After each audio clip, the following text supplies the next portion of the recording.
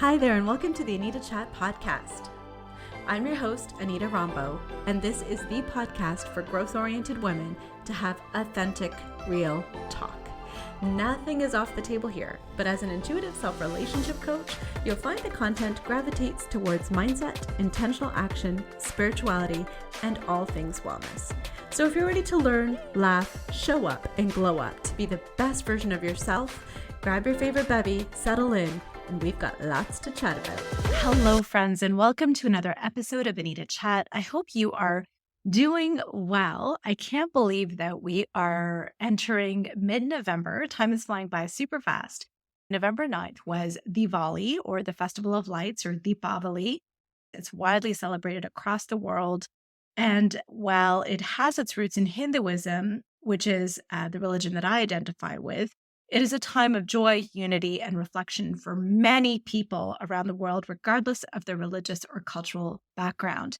And on November 9th, we celebrated Diwali. And so before we get into the episode, I just wanted to take this minute to wish every single one of you a very happy Diwali. I'm wishing you abundance and joy and prosperity and happiness till infinity and beyond. Essentially, the festival of Diwali itself is often associated with the triumph of good over evil. And again, it's called the Festival of Lights because it's also associated with like light over darkness, etc. And so it is a time where we usher in and invite in abundance and prosperity. Some also associate it with the beginning of a new year. So there's definitely starting a new chapter, new vibe, fresh start kind of feelings associated with this holiday as well. We celebrate traditionally by lighting rows of candles or diyas, which are like clay earthen lamps, around the homes to celebrate the Festival of Lights. You may also see a lot of fireworks lighting up the sky and, those colorful sparklers that you hold in the hands. People get together and they recite prayers for prosperity and peace. And there's also a lot of indulging in decadent feasts and sweets. So if you have a sweet tooth like I do, it's pure heaven. There's also gifts that are exchanged and celebrations with loved ones and family. So in many ways, if we were to compare it to a Western holiday, it would be comparable to Christmas. And regardless of whether you celebrate or not, again, it's just a time to spread love and light. And in this day and age where there seems to be a lot of darkness around us, it's really nice to be able to focus on the light and to choose to be the light and to wish light upon the world. This year, more than any other year to date, I really took it upon myself to up the ante when it came to the Diwali celebrations. Obviously, I live in Canada, so I'm not in India where it's like a full-fledged affair. So therefore, I took it upon myself to really celebrate and honor this holiday in the best way that I possibly can.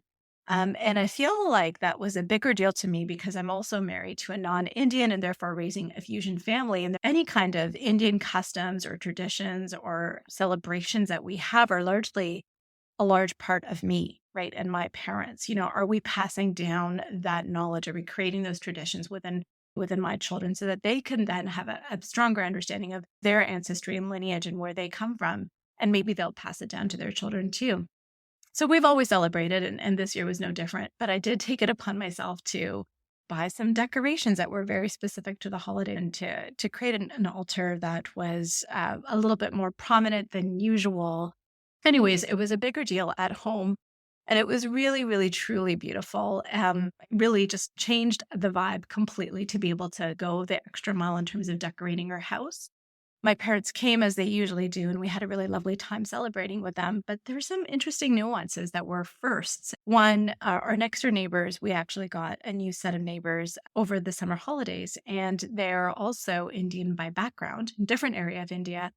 As we were enjoying each other's company, we heard a knock on the door, and it was our neighbors, and they came with sweets and food for us. And that's never happened. That was really lovely. And of course, we did the same thing after our prayers were done. We went over and we exchanged some homemade sweets with them as well. It just felt like a community, right? And the other thing that was new for us this year was Diwali happened to be on a Sunday, which also happens to be a hockey game night in our house. And we're very much a hockey family. as Diwali is often associated with lighting fireworks in the sky and doing those sparklers, what we decided to do was go out and buy tons of sparklers and take them to the hockey arena so that after the game, we could then, as a family with my parents in tow, do the sparklers and we could invite anyone that wanted to join in the celebration. And it was lovely. The more the merrier. We got a lot of people that were super excited and all in. We also got some people that thought we were like kind of out there crazy. Maybe they weren't as open to the idea. But you know what, to each their own. And it really just felt lovely again to do something fun like light sparklers and to do it with a whole bunch of little kids. So anyways, that was also a new thing. And the third thing that I thought was really unique about this Diwali celebration was that we actually celebrated at work. So in the 20 plus years of work experience that I have, I've never had Diwali really be acknowledged. And this year we did acknowledge it. It was a staff-led celebration and ceremony. It wasn't complicated or over the top. It was just an honoring of the day, an honoring of our heritage, an honoring of where we've come from. But I must say that it exceeded my expectations. We had a huge turnout. Our leadership team was incredibly supportive, and it was just really heartwarming to be able to connect with one another. Some people did not have family nearby, and so they were really excited to come on site when some of us are working virtually. It just felt good to be able to come together and to unite and to celebrate, cheer, and love and light, especially at a time when the world seems so dark. So any kind of excuse that we have to be that joy, to be the light, to show our light, to shine our light, I think it just was a really, really beautiful moment. Also, it makes me reflect on myself and my own journey because growing up, when I was, say, my son's age, now we're celebrating Diwali in the hockey arena parking lot with sparklers. But when I was his age, I was bullied relentlessly for who I was. I tried so hard to not be seen, to be that small person. And I had a really difficult time with belonging. And especially when you're bullied relentlessly for it, you're not going to proudly proclaim who you are and you're not going to, celebrate. It wasn't really a time where things were honored and accepted and celebrated as much as things are now, to acknowledge and reflect on how much we've come forward as a society in terms of accepting people for who they are and embracing differences as something that's beautiful versus something that should be shameful or shunned or hidden.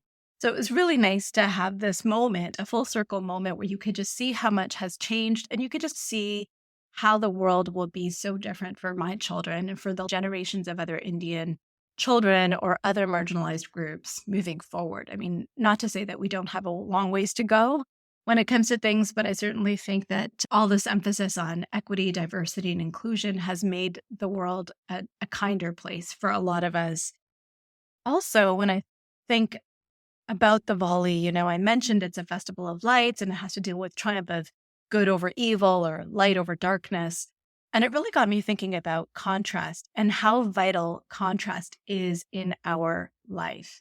How good and evil and light and dark are actually the same thing. They're just different polarities of the same thing. Without that juxtaposition, we wouldn't even have something like Diwali. We wouldn't be celebrating a triumph of good over evil if everything was just the same. We need to have those polarities to give us something to appreciate. Without grief, without sadness, we would have no happiness or joy. So contrast is necessary. Contrast is vital to our growth, to our development, to our gratitude practice, which calls in what it is that we want to create. Contrast is vital to creating the clarity in our life about what it is that we want, what it is that we value versus what isn't aligned to us. Contrast is vital to creating the richness that makes life worth living. And no matter how you slice it or dice it, contrast is really two ends of the same spectrum. It's all about your perspective. So with that being said, I would love for us to embrace the beauty in all of the faces of the contrast, whether it's in the lack of or the overabundance in, because this is all relevant to creating this really rich and multifaceted life that we have. So that being said, the light in me honors and acknowledges the light in you. Namaste ji, happy Diwali, and stay curious about your contrast. Bye for now.